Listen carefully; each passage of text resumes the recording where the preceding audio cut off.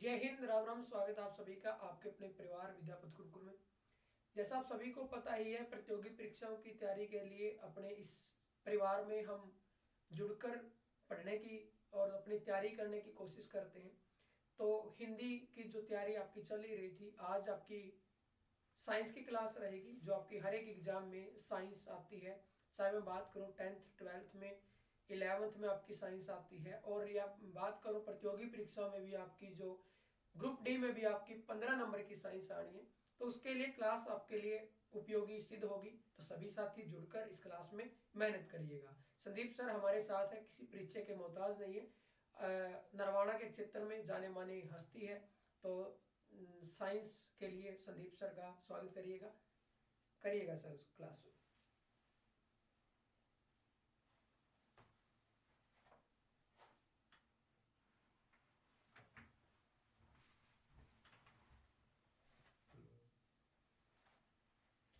Good evening dear friends. तो जैसा ये अजय जी ने बताया है कि हम लगातार प्रॉपर तरीके से अपने साइंस के ऊपर फोकस कर रहे हैं, आपको काफ़ी हेल्प मिलेगी प्रतियोगी परीक्षाओं के लिए। एक अच्छा मैटर रहेगा आज की क्लास में, देखिए। और इसके साथ साथ जो आपकी ये क्लास है, काफ़ी अच्छे तरीके से हम मैनेज करने की कोशिश करेंगे और आपको हर एक एग्ज़ाम में हेल्पफुल होगी ये। तो सबसे पहले माँ सरस्वती का नाम लेकर चलो आज की क्लास की शुरुआत करते हैं। और जो आज का अपना टॉपिक है उसके बारे में लिखता हूँ। तो आज का जो अपना टॉपिक है वो कार्बन है।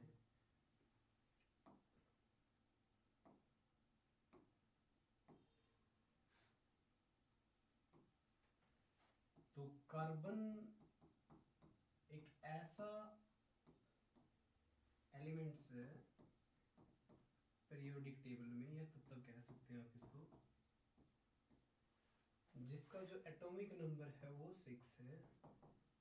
एटॉमिक नंबर इसका 6 है। जैसे इसको हम परमाणु संख्या भी बोलते हैं, परमाणु संख्या बोलते हैं। तो इसके साथ जो आपका याद करने के लिए क्या है कि आपको इसको 6 नंबर पे अपने जो पीरियोडिक टेबल है उसके अंदर ये छठे स्थान पर आपको मिलेगा, 6 नंबर पर। इसके अंदर जो इलेक्ट्रॉन है वो आपके पास 6 है, आपके पास 6 इलेक्ट्रॉन है। इसके बेस पर ही हम इसकी प्रॉपर्टी पढ़ेंगे कि कार्बन अपने लिए कैसे हेल्पफुल है। ये 9th क्लास से शुरू हो जाता है आपका, 9th 10th 11th और 12th तक चलता है टॉपिक आराम से। तो इसके अंदर आपकी काफी अच्छी प्रॉपर्टी है कि हर एक चीज में आपको कार्बन मिलेगा। तो ये कैसे है, ये प्रतियोगी परीक्षा में काफी बार बार पूछे जाने वाला क्वेश्चन है कि कार्बन क्या है, इसके बारे में हम पढ़ेंगे। तो किस तरीके से हम इसको आगे अप्लाई करें, याद करें। बहुत सारे बच्चे इससे डरते हैं, इसके बारे में पढ़ना नहीं पसंद करते, क्योंकि ये कार्बन ऐसा है लगातार प्रॉपर तरीके से आपको पढ़ना पड़ेगा इसके बाद साथ साथ। तो जैसे देखो कार्बन है, कार्बन का मैंने आपको बताया जो इलेक्ट्रॉन इसके अंदर 6 है, इसके अंदर प्रोटॉन भी आपके 6 है और न्यूट्रॉन भी आपके पास 6 है। इसका जो एटॉमिक मास है, एटॉमिक जो इसका मास है वो कितना है, इसका 12 है। 12 इसका एटॉमिक मास है। तो एटॉमिक मास को हम हिंदी में क्या बोलते हैं, परमाणु द्रव्यमान बोलते हैं, जो काफी बार बार पूछे जाने वाला ये क्वेश्चन है। इसके अगर मैं किसकी बात करूं, अपरूपता की बात करूं, इसके दो हैं अपरूप, जैसे C6 12, C6 और 14। ये काफी पढ़ने के लिए आपके पास बहुत ही अच्छा मैटर रहेगा कि क्या है ये, इसके बारे में लगातार तरीके से। पहले मैंने देखो 6 यहाँ पर लिखा है और यहाँ पे लिखा है, तो आप सभी को पता है अगर हम ये Z साइन हमने लिख लिया, तो अगर हम कोई नीचे यहाँ पर कोई लिखते हैं तो इसका मतलब उसका एटॉमिक नंबर है। क्या है उसका, वो एटॉमिक नंबर है। और अगर हम यहाँ पर कोई चीज डालते हैं तो इसका मतलब क्या है, उसका एटॉमिक मास है। क्या है उसका, वो एटॉमिक मास है। तो ये सब मैटर हम पढ़ते हैं। तो इसके साथ साथ हम आज की शुरुआत करते हैं। तो देखते हैं। तो देखो जैसे जैसे हमने कार्बन के बारे में पढ़ने की इच्छा है, पढ़ने का प्रयास करते हैं क्या है ये क्या नहीं है, तो इसके साथ साथ हमने ये देखना है कि कंपटीशन के अंदर हम किस तरीके से अपने नोट्स बना सकते हैं और इजी टाइप से इसको हम याद कर सकते हैं। तो सबसे पहले तो देखो मैंने आपके पास ये पीरियोडिक टेबल है, इसके अंदर है ना, ये आपको जो कार्बन का ये टॉपिक था, ये आपका जो कार्बन का टॉपिक था, ये छठे स्थान पर आपके पास आया है। देखो कार्बन है जो छठे स्थान पर आकर आपको क्या बता रहा है, प्रॉपर्टी बता रहा है। देखो कार्बन की क्या क्या प्रॉपर्टी है, इसके बेस पर आप ये देखते हो कार्बन कितने इलेक्ट्रॉन लेता है, कितने मतलब कि क्या करता है। देखो जैसे कार्बन है, कार्बन का एटॉमिक नंबर क्या दिखा दिया 6। अगर हम मैं इसकी इलेक्ट्रॉन कॉन्फ़िगरेशन की बात करता हूँ, इलेक्ट्रॉन कॉन्फ़िगरेशन का मतलब क्या होता है, वर्गीकरण। अगर इसका इलेक्ट्रॉन कॉन्फ़िगरेशन की हम बात करें ना तो क्या आएगा 2 और 4। इसके लास्ट सेल में कितने इलेक्ट्रॉन है, 4 इलेक्ट्रॉन है। अगर इसको अपना लास्ट वाला सेल कंप्लीट करना है ना तो इसको 4 इलेक्ट्रॉन की जरूरत और पड़ेगी, या तो ये दे या ये ले ले। इसीलिए कार्बन है ना मतलब कि दोनों प्रॉपर्टी शो करता है, कार्बन दोनों प्रॉपर्टी शो करता है कि ये इलेक्ट्रॉन को कुछ कंडीशन में दे भी देता है और कुछ कंडीशन में ये ले भी लेता है। तो इसके साथ साथ हम आगे बढ़ेंगे। सबसे पहले हम जो आज का जो अपना लेसन प्लान था वो था कार्बन के लिए। कार्बन का एटॉमिक नंबर 6 होता है, इसका एटॉमिक मास 12 होता है।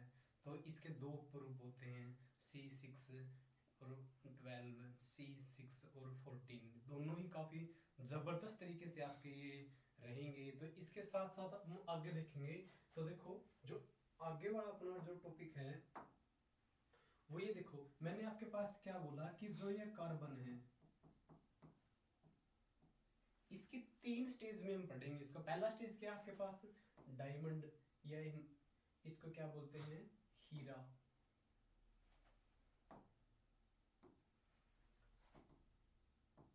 हीरा, ग्रेफाइट,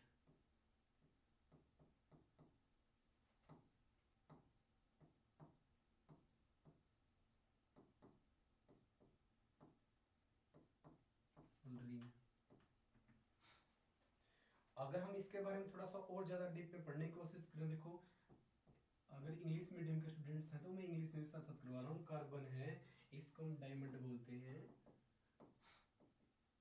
इसको हम ग्रेफाइट बोलते हैं, और इसको हम फुलरिन बोलते हैं।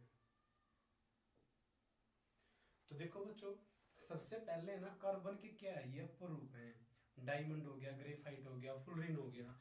तो आप देखो जो ये हीरा है इसकी प्रॉपर्टी अगर हम देखें तो क्या है, हीरा देखो आप लोग को देखने में क्या लगेगा। सबसे पहले मैं हीरे के बारे में ही बता रहा हूँ आपको, इसके बाद ग्रेफाइट के बारे में डिस्कस करेंगे, उसके बाद फुलरिन के बारे में डिस्कस करेंगे। तो ये देखो ये जो शेप है ये किसकी है, डायमंड की है। डायमंड की जो शेप है ये आपके पास है।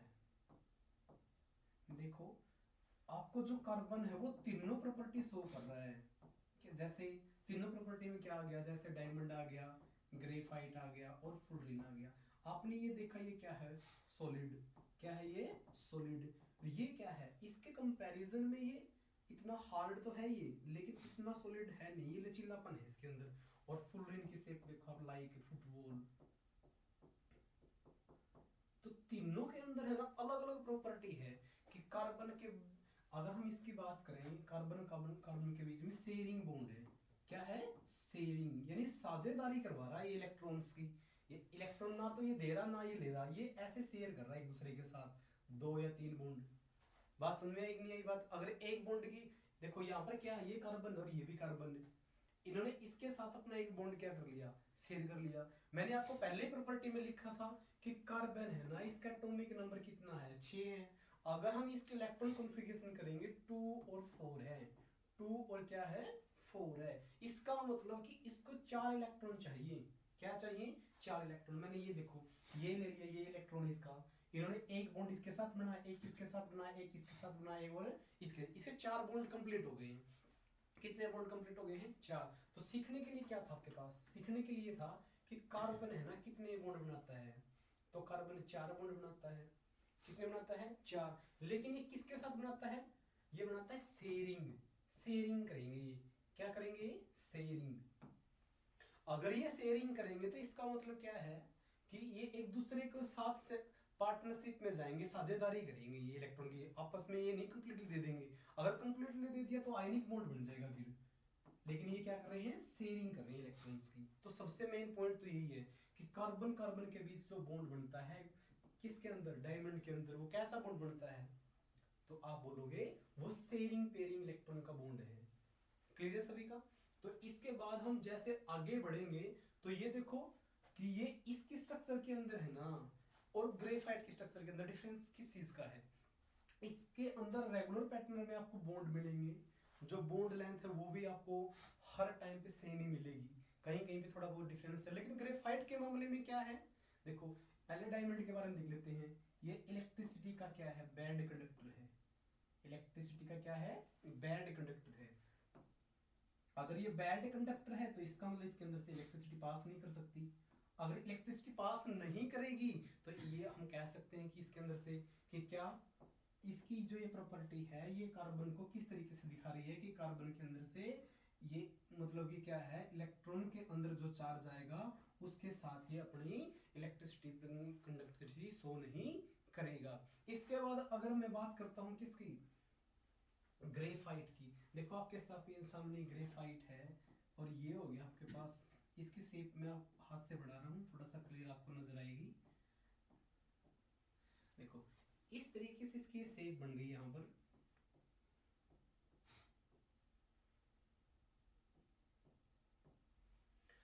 अब अगर हम इसकी शेप को यहां पर देखें ना थोड़ा सा बड़ा करके,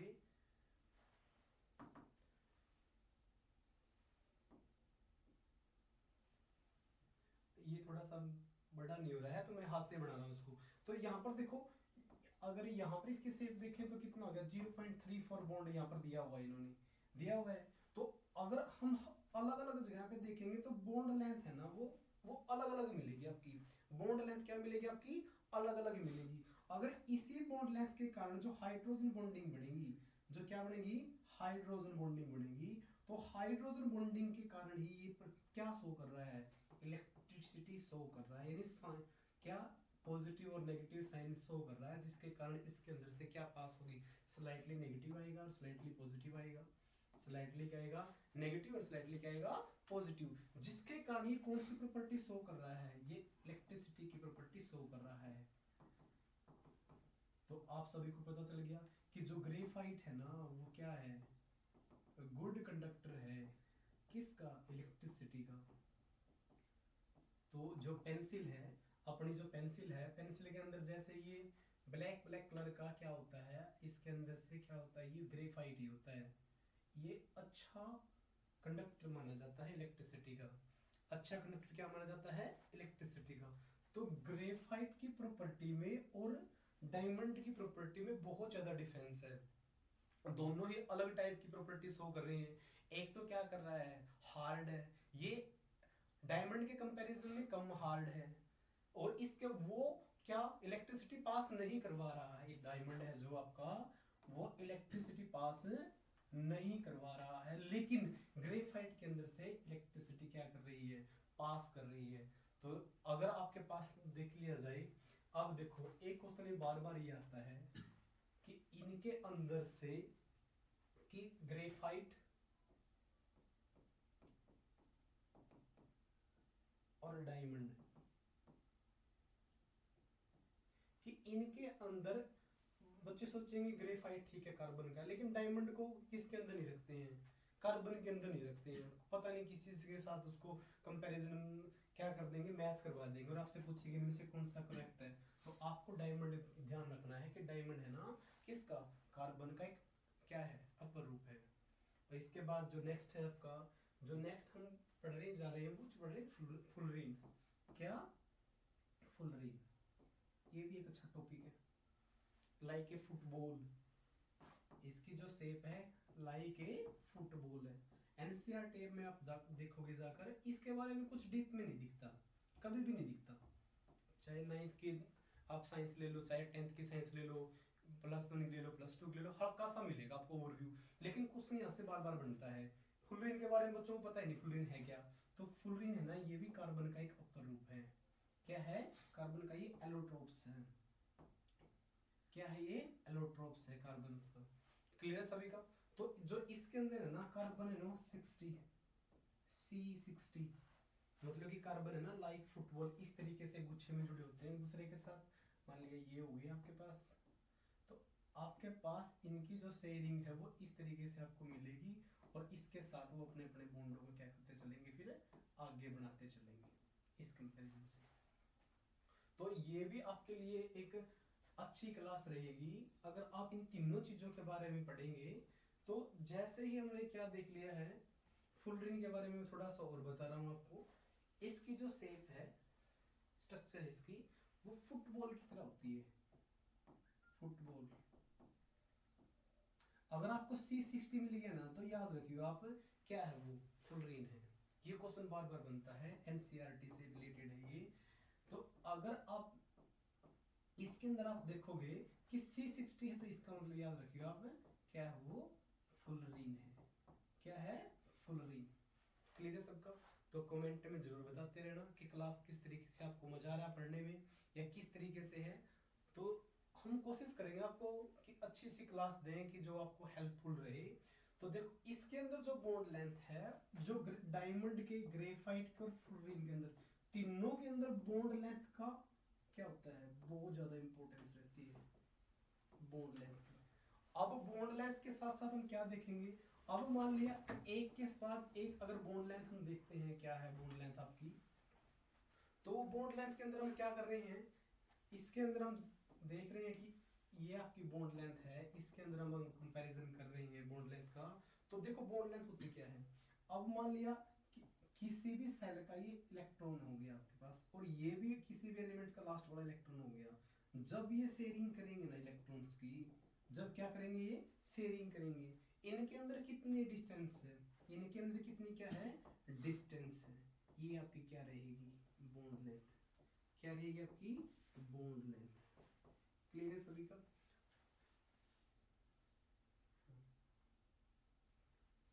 तो आज के लिए जो आपकी क्लास है आज इतना ही रहेगा। बाकी कल से प्रॉपर तरीके से देखना इसको, मतलब जो भी आगे नेक्स्ट क्लास आएगी उसके बारे में हम विद डायग्राम आपको अच्छी सी क्लास देने की कोशिश करेंगे।